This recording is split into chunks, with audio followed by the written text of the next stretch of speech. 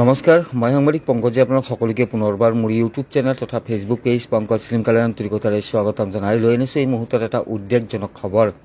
গতিকে চাই থাকক সম্পূৰ্ণ ভিডিঅ'টো। সবিশেষ তথ্য দিয়াৰ পূৰ্বে কৈ ল'ব বিচাৰিছোঁ, যদিহে আপোনালোকে অনাগত সময়ত মোৰ ইউটিউব চেনেল তথা ফেচবুক পেজ পংকজ শ্লিমকাৰ জৰিয়তে বিভিন্ন দিশৰ খা খবৰসমূহ জানিব বিচাৰে বা চাব বিচাৰে, তেন্তে ছাবস্ক্ৰাইব কৰি থৈ দিব পাৰে মোৰ ইউটিউব চেনেল পংকজ শ্লিমকা, ফ'ল' কৰি থৈ দিব পাৰে মোৰ ফেচবুক পেজ পংকজ শ্লিমকা।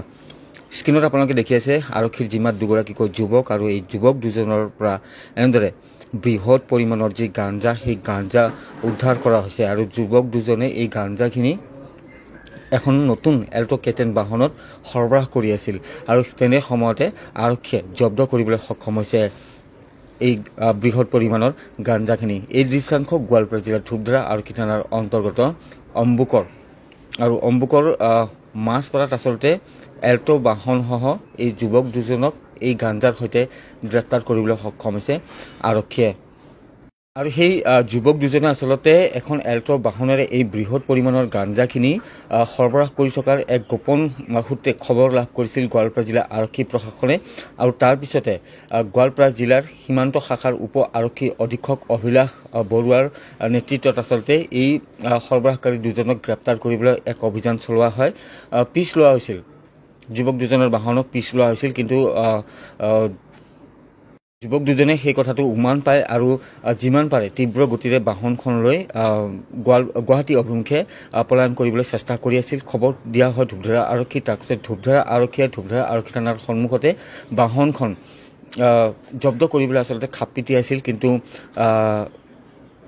যুৱক দুজনে আৰক্ষীৰ গতিবিধিৰ কথা অৱগত হৈ বাহনখন তীব্ৰ গতিৰে লৈ যায়, আৰু গুৱাহাটী অভিমুখে যোৱাৰ পৰিৱৰ্তে ধূপধাৰাৰ পৰা আদুগুৰিলৈ যোৱা যি পথ, সেই পথত গাড়ীখন সোমাই দিয়ে আৰু সেইটো দিশত পলায়ন কৰিবলৈ চেষ্টা কৰে। কিন্তু পিছে পিছে আৰক্ষীয়ে খেদা মাৰি যায় এই যুৱক দুজনৰ বাহনখন, আৰু অৱশেষত ধূপধাৰা আৰক্ষী থানাৰ অন্তৰ্গত অম্বুক কয়মাৰী মাছপাৰাত বাহনখনৰ আগভেটা দিবলৈ সক্ষম হয়, আৰু তাৰপিছতে এই যুৱক দুজনক কৰায়ত্ব কৰিবলৈ সক্ষম হৈছে। বাহনখনত উদ্ধাৰ হৈছে সেই বৃহৎ পৰিমাণৰ গাঞ্জাখিনি।